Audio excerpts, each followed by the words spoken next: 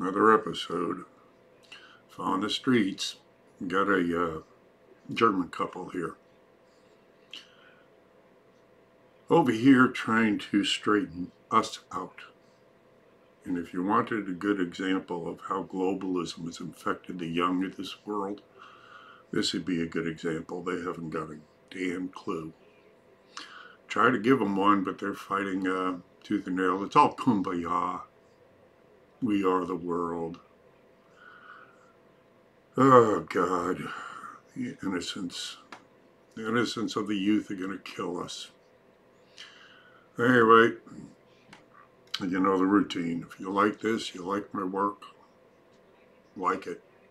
If you haven't already subscribed, please do. If you have subscribed, subscribe again. Share. Please share these things. It's the only way we're going to get there. I'm going to get these numbers up. And if you can, please do contribute in any way you can, in any fashion you can. If you want to just become a patron, which is always nice, so I can start budgeting what I'm going to be doing. Or if you would like to go ahead and just give a one-time fee, do directly into my PayPal account using my email address, be at AskUncleSam76@gmail.com. Or go purchase one of my great designs. Christmas is coming up. Do some badass shopping. Have a badass Christmas. So, thank you for visiting, and let's get to this video. Chicago? Yeah. And you're from Germany? Yeah. So we wanted to, like, see the American issues. You know what I mean? Okay. But you're still living in Germany? You're still a German citizen? Yeah. I don't. Germany doesn't have homeless? Sure it has. Okay. But you want to see our homeless? Yeah. Seeing the U.S. Like in contrast to like the media portrayal more like as in, like what the issues that the U.S. has. Very, very good. Yeah. That's and what are some of your views? Well, what have you seen? I mean, you're here to gain some knowledge. Yeah. And what exactly, I mean, so you do this for a profession? I don't... No, it's just for my own experience, you know what I mean? Like, we get a different angle towards, like, Germany and stuff, you know what I mean? Oh, sure. I think that's very admirable to be able to do that. Most people are just going out there to have some fun, you know, and self-absorbed. Yeah. So it's nice to see that you're actually trying to do something. Yeah. I think that's admirable for the two of you. I think that's very good. I think it's better to, like, do anything to like, better than just staying there, you know what I mean? Of course. Yeah. Well, that's one of the reasons I do what I, because being out on the street, I mean, this is the ultimate, you know, that from dealing with the homeless, this is the ultimate reality out here, you know. So what are some of your observations? How long have you been here? Like for 3 months now. 3 months, and you've been working in Chicago all this time? Yeah. Why are you out here? Like, is it like to protest or to show your opinion, or what's your... Well, I'm out here to do this. Okay. You know, I'm doing what you're doing, and just in a different manner. In other words, it's trying to find out how different people feel, what's going on, because no one, you really can't get it, like, as you know very well, dealing with reality. Yeah, that's true. You don't get reality from the news. Yeah, that's true. You're not going to hear it from there. They're going to lie to us. They're going to put us on or whatever. Yeah. So dealing with society and being able to talk to people from around the world in all different professions, it gives me, personally, of course, a very good worldview of what, you know, kind of going, you know, lens to see it through. And then I take my videos and I put them on YouTube so that people can also gain that knowledge, hopefully. You know? So what are some of your observations? Tell me how you feel about America. What is your... I think it looks like it's pretty divided, you know what I mean? Oh, yes. Yeah, it's really polarizing. Like, we don't have, like normal, like, not normal, like, in Germany, most of us are, like, pretty in the middle, and not, like, far right or far left. But here, it's like, you're either that or that, and it's, I don't know, they're, like always up against each other. It's really tough. Like it's very. It feels like the people aren't voting for their opinion. Yeah. They're just voting for like against the other one. You know what I mean? Right. Yes. That's like which. Yeah, I think it's very good observation because in Germany, of course, because you have so many parties, you have an influx of different ideas coming from different, areas. And indeed, I think the powers that be, especially here, because they would like to bring this country down. Yeah. They need to bring America down in order to form a one-world government. Who? They need to the powers that be, the true rulers of the world. Who are they? Well, I would say they are the big bankers would be a good one to start. I mean, the usual suspects, the Rothschilds, the Schieffs, the Oppenheimers. We can go on through the list. We can go through the bloodlines of royalty all through Europe. The 13 bloodlines that came up from, and all those people, those families never really relinquished control. And the governments are below them. Then you've got the corporations, and you've got the governments, then you got the military, and then you got us. So it's kind of a pyramid in that structure. So, but because of what you have in your hand right there, we are now getting, for the first time in what I can see in human history, a worldview. We can talk to each other and get different views. And we're bypassing what in the old days would be the scribe to come out and go, hear you, this is what the king would like you to know today. And this is all you're going to know because you can't read, we don't want you to read. Well, we keep on fighting for freedom. And we've gotten to this point, and they're trying to put it back in the bottle. So those elites, those are the ones I feel that we are always constantly fighting against to gain our true freedom. And I think we're at a pinnacle in history right now, at a time that, we can go to Revelations, we can go all to for every political observer or any astute person of history. We've reached a catalyst time, a event horizon, as it were. And here, and your observation is right, they want us fighting with one another. So we don't pay attention to them getting ready to do this. Because the only reason the elites have kept us around this long is because they needed slave labor. Well, with the advent of artificial intelligence and robotics, they don't need us anymore. So you're fearing that you're like replaced by robots? Oh, sure, we already are. I mean, we're already doing that. Driverless cars. There's an article on Drudge the other day about robots. There's a factory in China right now where robots are making robots.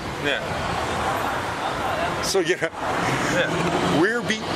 Henry Kissinger called us the future useless food eaters. Well, what do they do with useless people? Come on into these FEMA camps. Come on into these camps. These nice concentration camps. Hey, we're going to take care of you. Well, the music playing at the beginning. Here, roll up your sleeve so you don't get sick. Take this shot. Be like the Roach Motel. You check in, but you can't check out. And you're fearing this? You're fearing your freedom? Oh, well, I think, again, we always have to be vigilant against the people that try to enslave us. I mean, their job is to enslave us.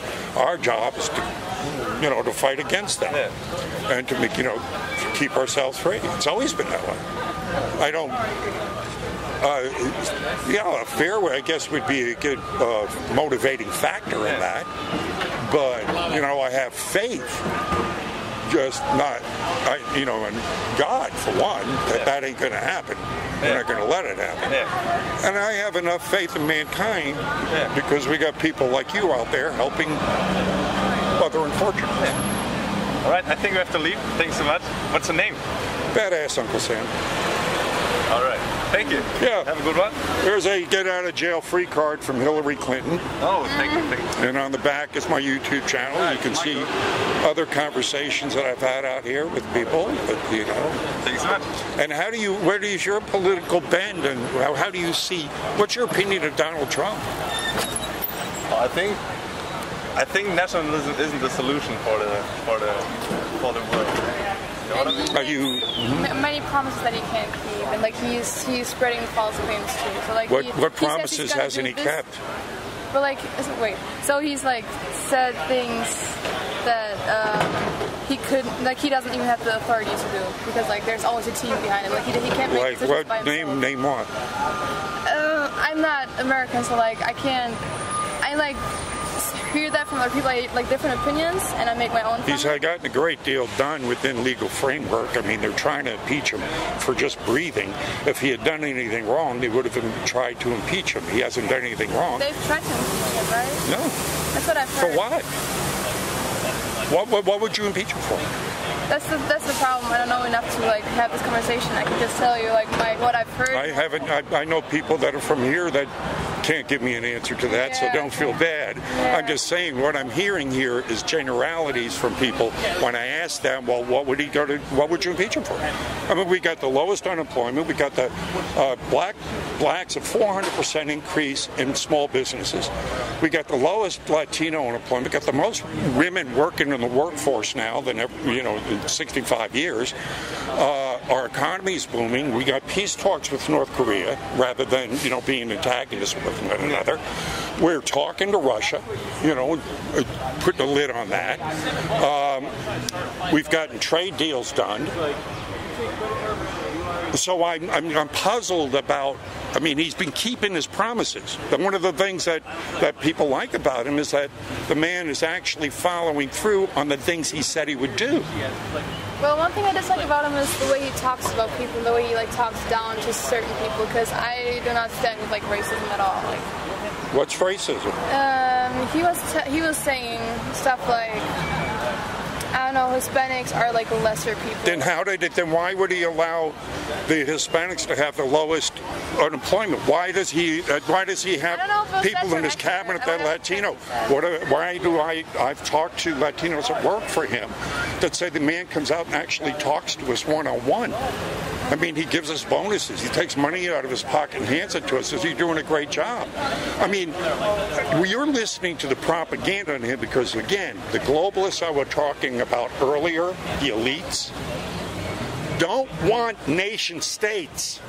They want globalism. Globalism is world government. It's the same thing Hitler wanted, a one world government. So it's the same. What you're talking about, he's fighting against. He's saying that each one of us should be proud of our nation and our nation state and our heritage into its own right. That's the thing. So I get people like you, like Trump, that say we want these states and we want them to be proud of who they are and proud of their nation, proud of their state. But for me personally, I'm really open to appreciating cultures, so I don't mind, I don't feel proud of my country. That's nothing wrong with being open to other cultures and appreciating for what they are. Yeah. But some cultures are better than others. Right now in Germany, you've got ghettos that you know of, you live there, no-go zones where there are Muslims, neighborhoods you can't go into. And then we're talking about a culture that throws gays off of buildings, that won't allow their women to dress like this. Of course, they'd be stoned to death. So you're talking about a patriarchy going back to the 15th century. So you're exalting that. Oh, I love that culture. You really like that culture? You really like a culture that stones women to death for dressing like this? Well, I know people that follow that culture and don't. But they do it. As a matter of fact, in the paper yesterday was an arrest or a trial or arrest. It was about a gang rape of a 17-year-old German woman. by Somalis and you know, the immigrants, all immigrants. So and it seems like you hear these things over and over again. But the solution is not to hate them and say you can't be. Are we supposed to love rapists? No, we're supposed. Are we supposed to hug them and kiss them? We're supposed to teach them and show them our way, which is like.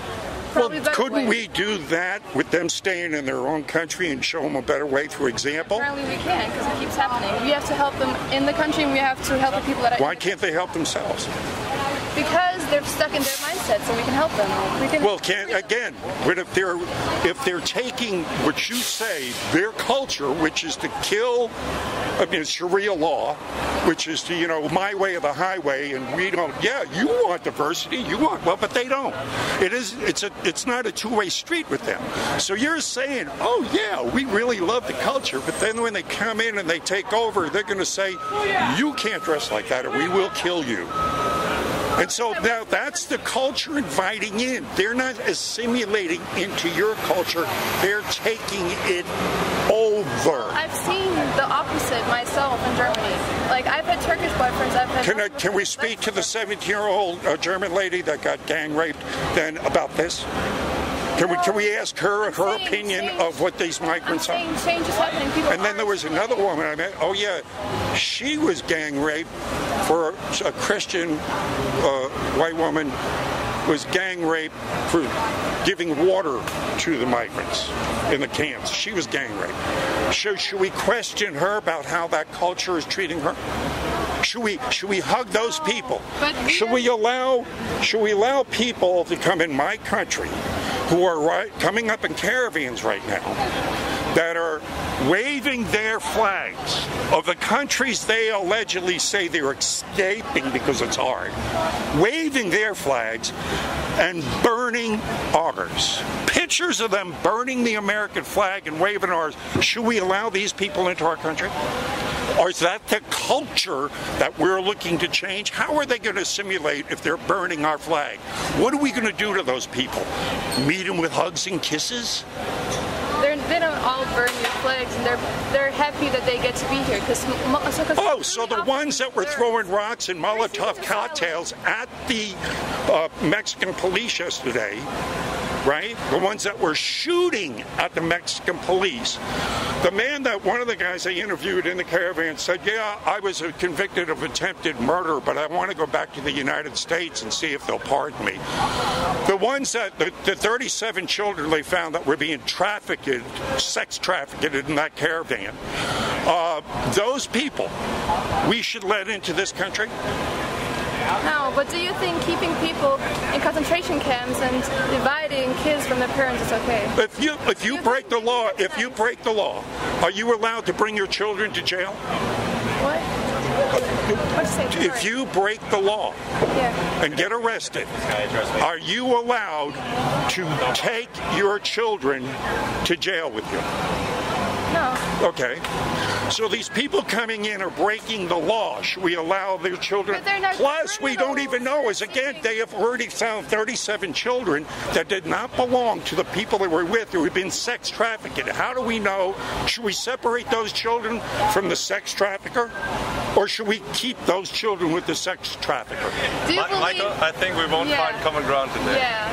Well, I'm trying to get a straight answer here, because you're saying we should allow criminals and people that disrespect my country to come into it. Criminals are rapists, murderers. There are rapists. No, 40% of the women have been sexually abused in this caravan. 40% of the people have been, women and boys have been sexually abused. From the people that are down there interviewing. Yeah. So, I think Mexicans aren't coming here because they want to come to the U.S. Like, of course, they don't want to come to destroy this culture. They come because they're seeking asylum because their country is shit. So they come here thinking... Well, we're going to open up the door. Wait a second. That's not a reason to come here. Of course. If you're escaping, I don't know, if you're maybe like even... But that's not the reason they're given. They're saying they're coming here for jobs. That's what they're saying. Even that, but the people that give them jobs, because they do get jobs, they're not not stealing our jobs because the people that give them jobs are. Wait. One, they get nothing because they're illegal. Why, if they want to come here, why don't they go to the embassy and apply through the legal channels? Well, they should do that. They're not doing that. They're coming up here and looking to bust through an invasion, looking to bust through our borders with how do we know if they got diseases? We don't know if they're ISIS. We don't know who these people are. Well, they're not all We don't even know their names. We're supposed to let them in. Terrorists. What percentage? What percentage of terrorists would be okay with you? Of the 20,000 in one caravan, what percentage of terrorists is okay with you? Okay with me as what? In the 20,000 are coming up, what percentage of that 20,000 of terrorists would be okay for you? How many of percentage-wise? 100? 10? How many terrorists can we allow in that 20,000? 1% of people that come here are like terrorists or people that endanger. And that's why I think what we need is stronger background checks, and that's all we need. We don't need. Well, how do we get background checks if they're coming in? We don't even, they're just flooding in the border. Well, they shouldn't do that. Well, that's what they're doing. Well, that's because the government isn't working properly. I'll go grant you that. We don't have a proper border. So if they came in legally, get in line, who are you? What do you want here? Blah, blah, blah. Yeah. Fine. They're not doing that. There's drug runners, there's sex trial slavers. Well, again, how is that the Mexicans' problem? They're trying to get here, so we have to make. If you read the international law, if you are escaping a country because you feel threatened, the law states you find exile in the first country that will accept you. Yeah. Mexico offered them jobs, housing, food, and medical, and they refused. And they said, we're going to the United States. Now, that's not how it always is. You're generalizing. What? You're generalizing. It's not always like that. I can tell you that right now. I'm saying the caravans that are coming up were offered by Mexico to have sanctuary in their country. Yeah. Safety, housing, help. They're still not all like that. Well, like what? Like, you can't generalize the whole people. Like, Mexicans are not all terrorists, rapists.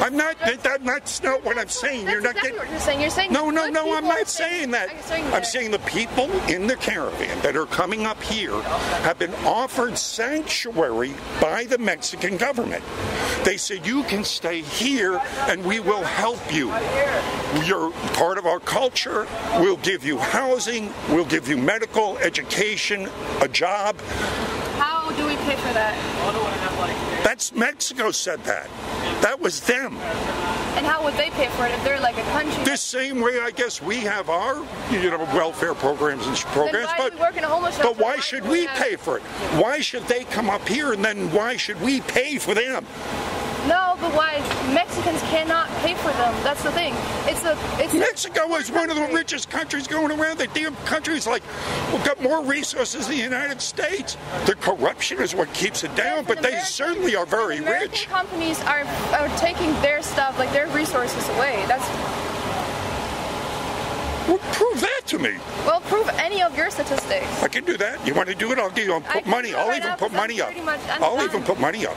I'll put my money where my mouth is. We have a nice day coming. I really will. I'll put my money where your mouth is. So get that phone. Let's look that up. Come on. Mexico offered. I'm fine, because I'm trying to have a good time in New Orleans and not be. Well, I thought you were here to learn. I'm here to be on vacation for my work, and my work is working with homeless people that are not getting help from America. So.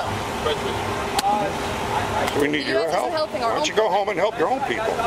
Now you say that. Like a few minutes ago it was fine, but now that. Well, I'm just saying. I mean, I'm just nice that you're doing this, but but if you're going to help other people come up here and rip off our welfare system, I don't see why I would like that. Because the way we see the U.S. Why should I like it? The fact that you're welcoming people up here going to suck more money out of our welfare system. Oh. That's going to bring us down.